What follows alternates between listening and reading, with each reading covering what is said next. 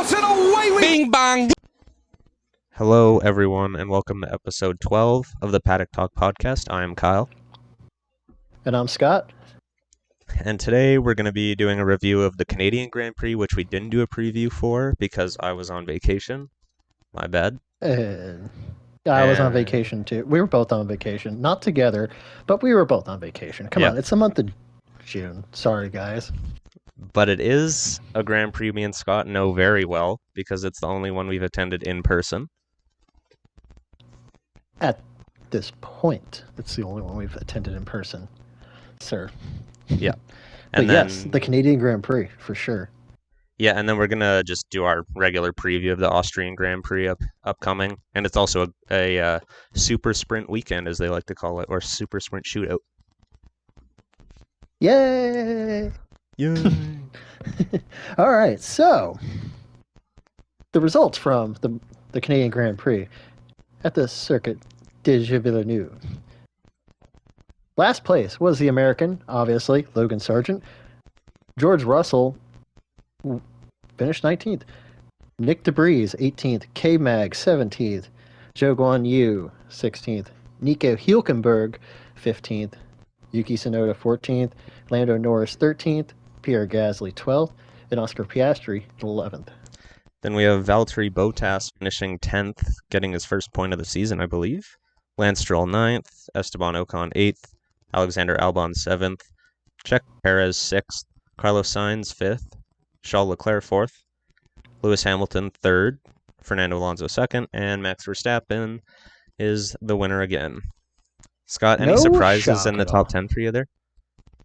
Besides Albon and Bottas, not really. Albon was looking very strong, like he is this weekend in Austria. But no, the podium doesn't shock me at all. Mercedes has kind of figured it out and got their car a tad better. And Ferrari is now put on notice that they are no longer the third best car in F1. Yeah, and my surprise was Valtteri Bottas, just considering how bad the Alfa Romeo has looked this season. Like, really, really bad. Also, Lance Stroll hasn't been performing as well as he did at the very beginning of the season lately. So no, he's definitely not been getting the production out of the car that his teammate Fernando Alonso has, obviously. But no. I mean, he's been consistent in the top 10, but with that car, like, he needs to be fighting for a podium. Like, that car is a podium contender, as we've seen week in, week out. I think Fernando's only missed the podium once this year, unless I'm missing a race. So no, you're correct. And the thing that kind of saddened me a bit was Nico Hülkenberg qualified second for the Grand Prix. Then, lo and behold, obviously, a 3-place grid penalty for, what was it, speeding under a red flag? Like, I don't think he slowed down during the red flag in qualifying, and they docked him a 3-place grid penalty, which still, 5th for a Haas is pretty good, but 15th after qualifying second, starting 5th is really disappointing for a close home race for the Haas team. But other than that, no, Logan Sargent is still trying to figure stuff out, and yeah, the McLarens are finished pretty bad. So the AlphaTauris and the other Haas car were all the way back there. So I mean, nothing really standing out to me. The other penalty I wanted to bring up, and actually forgot about it until you mentioned Nico's penalty, was Lando's 5-second penalty for unsportsmanlike behavior. Have you ever seen something like that in Formula One? Not that I can remember off the top of my head. I haven't, because I even think in the in our group chat, I was like, "Wait, who? What happened?" I for what was it, being slow behind the safety car? Or? Yeah, so the penalty was for so the stewards deemed him to be too slow behind the safety car because he was building a gap. So for Oscar Piastri, so he could pit and still be behind him. No, I hadn't really seen that. And from what I was looking at in the news, that they're still trying to actually fight that penalty. I mean, it's not going to work because I don't doubt the FIA is going to really change that already 2 weeks after the fact. But to my knowledge, I don't remember ever seeing that. Yeah, it seems like the Stewarts are on a bit of a rampage since Gunter Steiner called them out a couple weeks ago. Yeah, obviously, I asked Nico Hulkenberg about that. But yeah, I mean, great officiating, but that's still kind of weird. Yeah. Like that's more of a internal. Yo, don't do that shit again. Like we know what you were doing. Pull him aside after the race and just say, you do that again, then we'll give you the penalty. Yeah. But I have a. That was. Oh, go ahead. I'm sorry. I was just gonna say a couple more notes from Montreal. Red Bull, it was their 100th win in Formula One, and then Max Verstappen also got his 41st win of his career, tying Ayrton Senna in wins.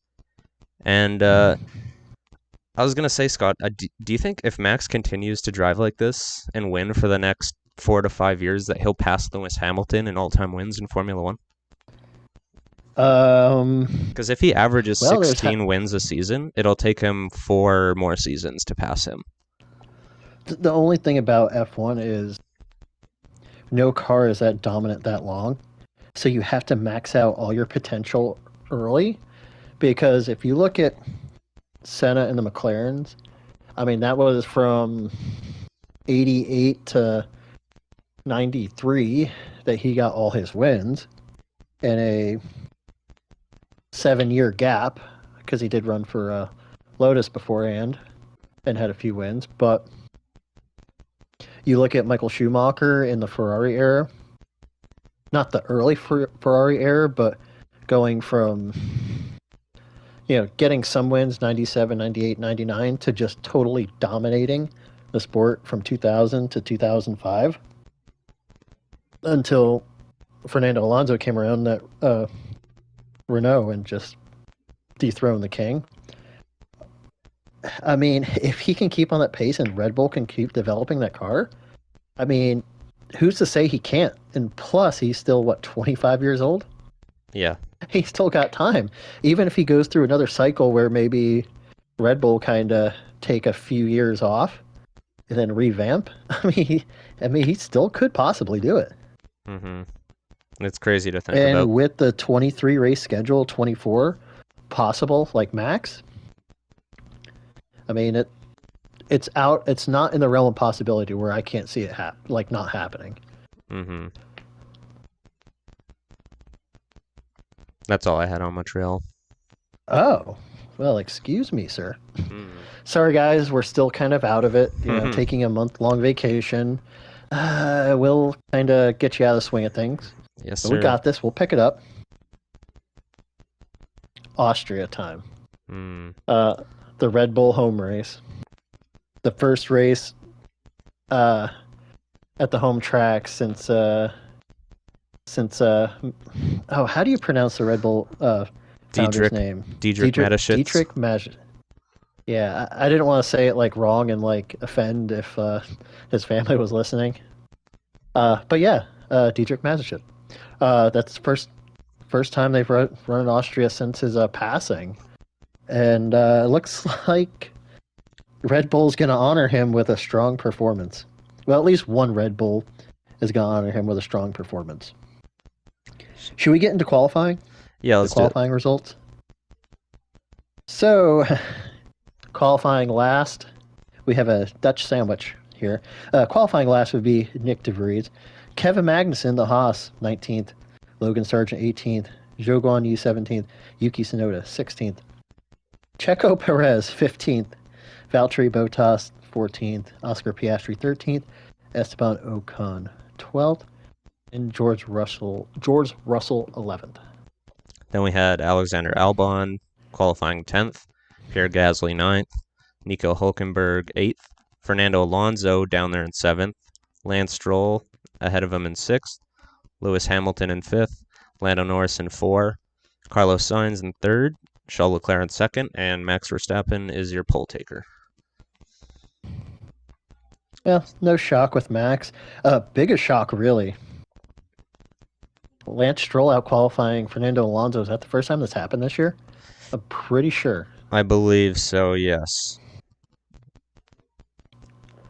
So maybe maybe that little screwing up in front of his home crowd and not producing, maybe lit a fire under Sir Lancelot, and he may show his potential at Austria. Yeah, and I feel like that Aston Martin, they're still trying to figure out the upgrades they introduced in the car. But at least they're still strong. I'm just concerned about Ferrari overtaking them now, as well as Mercedes picking up their performance. Mercedes for sure, but Ferrari, you still got that Ferrari factor of how are they going to screw up? When are they going to screw up? I'm pretty sure, wasn't it Scholl won last year Yeah, at Austria, and Carlos had the big kaboom. I think that's that was the same race. Whereas car caught on fire yeah, from and the engine mill. Or go ahead. it was the last team not named Red Bull to win a race as well. No. Yep. No, because Mercedes won at Brazil. Besides that, last Ferrari win. Oh, last Ferrari. Yeah, that's been a year ago. Yeah. Like, but it's okay. It was all Bonato's fault. Yep. And here we are. What is it? Race number 9 or 10 of the season, and they still can't get on the top step of the podium. Max is still going to be Max. But how about Checo? Qualifying 15th. Can't make it into Q3 for the fourth race in a row. Yeah, it's a little disappointing from someone as experienced as him as well to deal with track limits. And that's the issue, or the reason his time was deleted. And he didn't make Q2. Or he did make Q2, but didn't make Q1. Or Q3. Yeah, sorry. No, you're good. Same with Ocon. I think his time was deleted as well for track limits. A lot of people were dealing with that issue. Austria is one of those big track limits. I know the last turn going into the home stretch, they're really, really, really cracking down on it, because in years past they would put a huge sausage curb there, and people would complain, oh well, it's destroying the car because of all the curbs there. So they're really enforcing that there. I'm sorry, you're an F1 driver. You're the best of the best of the best. You got to know you're cheating on the track. You're trying to get that extra inch, trying to widen out that turn just to keep your foot in the throttle just a tad longer. You got to know better. You got to know to slow down just a tad. Yeah. To get that turn correct. And I think he had like 3 laps in a row where they were deleted flying laps. So you got to do better than that. You're in a Red Bull. You can slow down a tad. Hit your marks. And you'll be fine. Like, you'll still be faster. You'll still be a top 5 car. Like, even if you're off the throttle a tad, and then in the sprint, and then the Q3, then hammer it. But I don't know. Like, Checo, second place in the driver standings, in the best car. Like, he's just throwing away points. Like, this was going to be a close championship battle between Max and Checo. And the last 4 races, it's like he's handed Max the lead and the win. Like, he just can't stay consistent. Yeah, let's say he doesn't make the points in Austria. How long is it before he gets replaced? Well, according to Horner, Checo and Nick DeVries there's no issue with them. They're not getting replaced. There's no talks of them getting replaced within the team. Now, saying that, we've heard this before. Do they pull a trigger come? Well, I was going to say before Hungary, but now it's Spa is the last race before the summer break. If Checo keeps kind of faltering, we have 4 races until the summer break. If Checo falters and Fernando takes second place in the driver's standing, do they do they possibly make a shakeup? Do they maybe call in the right-hander from the bullpen, the smile from down under, Danny Rick, to maybe take over and see what potential they could get out of that car? I don't obviously see that happening, but it is Red Bull. They've been known to shake things up. Ask Pierre Gasly, ask Alexander Albon this recently. If you're not performing, they will give you Das Boot. Yeah, it'd be awesome to see Daniel Ricciardo back in Formula One. I have heard rumors that Yuki might be the replacement for him, or for Checo Perez if he were to lose his seat. And also, I've heard Daniel Ricciardo might take a seat with AlphaTauri next year. So maybe Yuki gets up to the big team and Danny Rick goes down, but No. no, The only thing I don't think he would take a seat with AlphaTauri. Danny Ricciardo, that is. I think he'd take it anywhere. But with Red Bull, they're going to need a consistent driver, somebody who can max out that second car to be the rear gunner for Max to help him out. Is Yuki doing good in the AlphaTauri this year? Yes. Will he get bumped up to the Red Bull to be a top driver?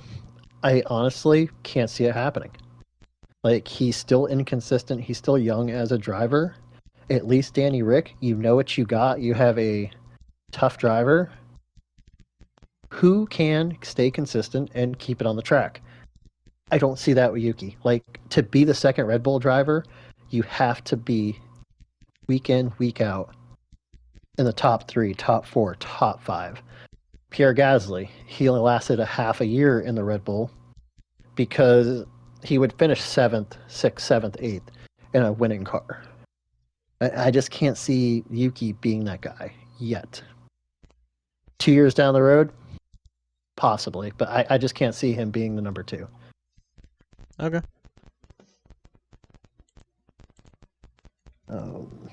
Speaking of... But... Go ahead. Yeah, speaking of AlphaTauri, next year they're no longer going to be AlphaTauri. They're going to be changing the name. They went from Toro Rosso when Red Bull bought them out in 2006 when they bought when they started with Red Bull. Changed to AlphaTauri a few years back to support the Red Bull clothing line of AlphaTauri. But next year it's going to be different. Any guesses what the second Red Bull team is going to be called? I think I'm gonna go along with Yuki, and it's gonna be Team Yuki. But no, I mean, that's possible.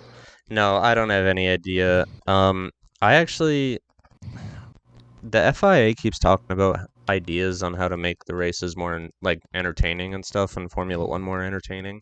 I think having a team just there to be like a sister team for Red Bull is an issue that they never acknowledge. Like, why not get another big name into Formula One and replace them and bring more money and make another team that could possibly challenge for championships and wins? Because I don't think AlphaTauri ever will.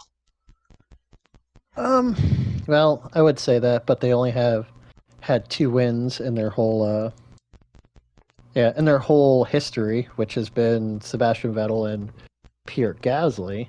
Yeah. I don't know. Like, they've been more consistent than Haas, Williams, oh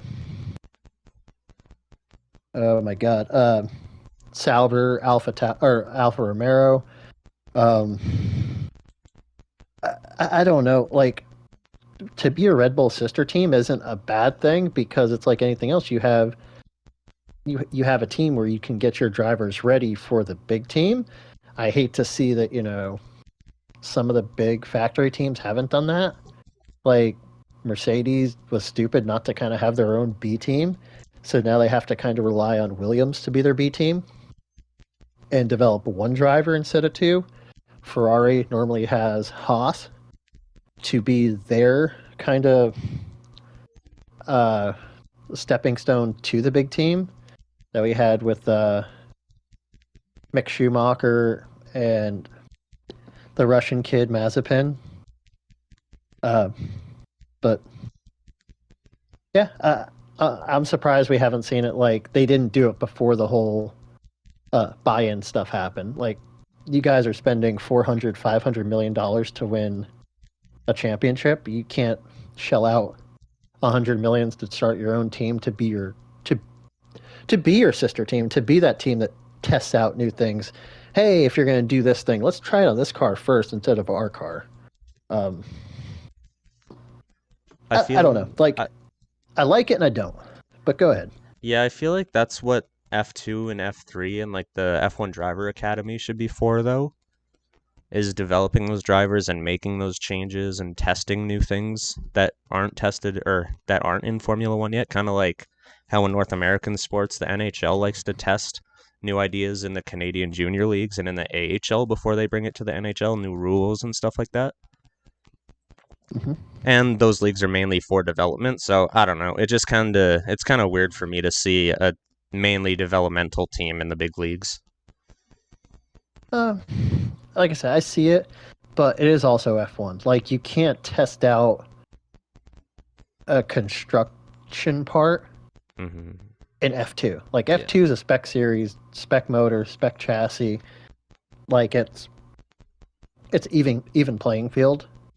Besides what you can tweak as a team, F1, man, you're spending so much money on just random parts. I mean, I can see the justification of having that small team to spend 120 million on a team to test things that you don't have to spend as your team to know if it's going to fail. If you're going to spend $2 million constructing a part and it doesn't work well at AlphaTauri, well, as Red Bull, you know, hey, we're not going to waste that $2 million on constructing this part if we know it's going to fail, or we can improve it somehow. But again, they're still more productive, and they still can get wins. It's not saying like they're Alfa Romeo, they're Haas. Like those guys aren't even B teams, and they can't even point every week. They can't do this. They can't do that. I don't know. I see the pros and cons of it, though. Yeah, it was good insight. Mm-hmm. So should we go to predictions for the race since we missed qualifying because we normally record on Friday, but sprint weekends always screw us up. Yep. Well, I guess I'll lead it off.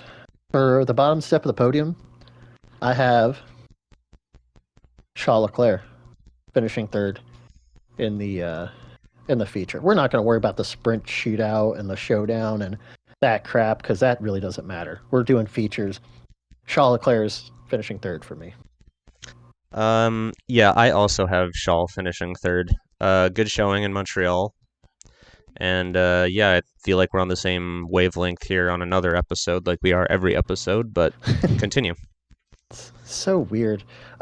Second place. This may be a tad of a wild card, seeing where he qualified.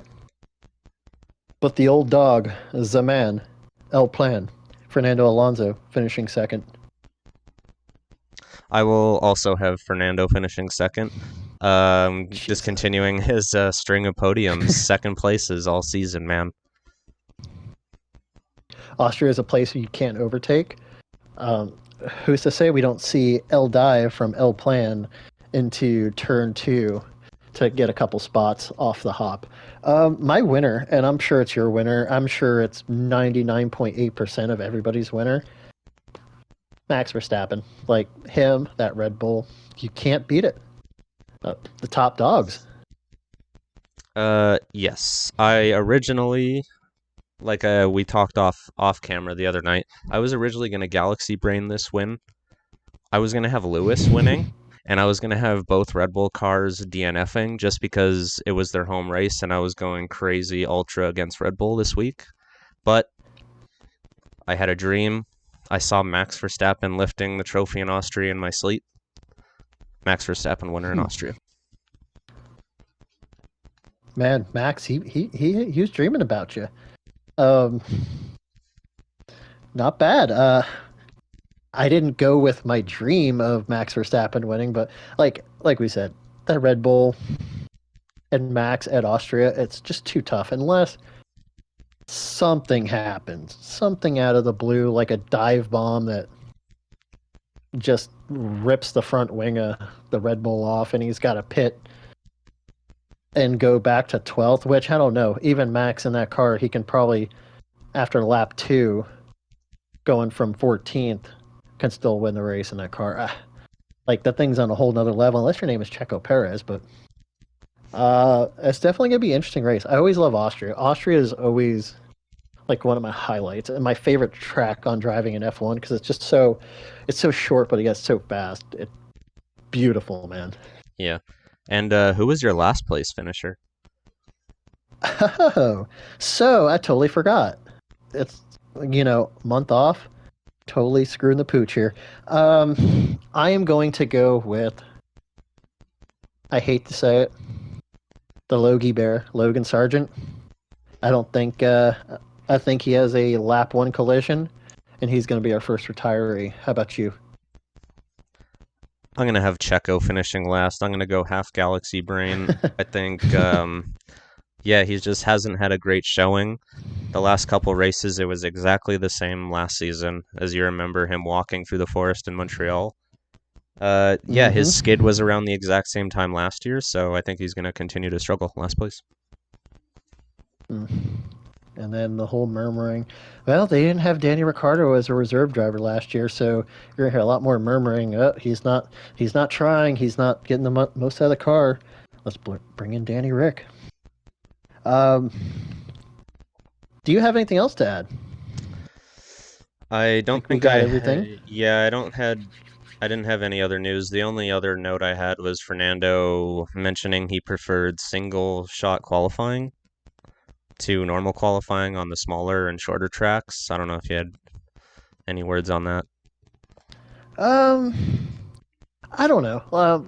Yeah, single shot qualifying is nice, but because I mean, you don't have 20 cars out trying to get the perfect lap, backing everybody out or backing everybody up. Uh, I do love the format they have here now with Q3, Q2, Q1. I think it's fantastic. They used to do single shot qualifying back in the day, and again, I can see it. Like, I can see it sometimes. It's great. I hate it like at Monza when everybody backs up on Parabolica and you just have this long line of just guys crawling, trying to create space and space before gunning it and screwing up lap times. Tracks like this, I totally understand it, but I'm sticking to my guns. I just like how they have this set up. It's perfect. It brings the right amount of drama, and it forces guys to be wary of their surroundings. Guys coming in on hot or on a you know on a qualifying lap, and while you're getting your car ready for your lap, I don't mind it at all. I agree. Great stuff. Great stuff. All right. Well, sorry guys, it took a month to get our show back on the air, but we're not going to do it this time. This month, the month of July, there are 4 races.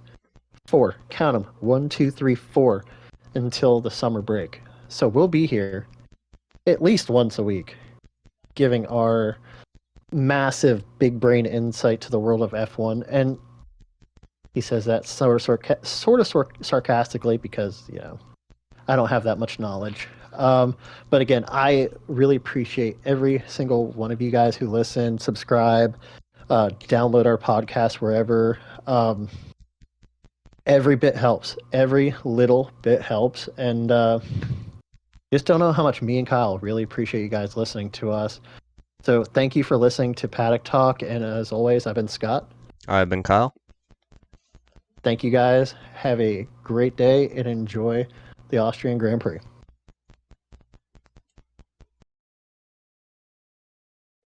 Hey everyone, thanks for listening to Paddock Talk. Don't forget to like and share the episode, and check us out at Paddock Talk on Spotify, Apple Podcasts, YouTube, Facebook, Instagram, Twitter, and Discord.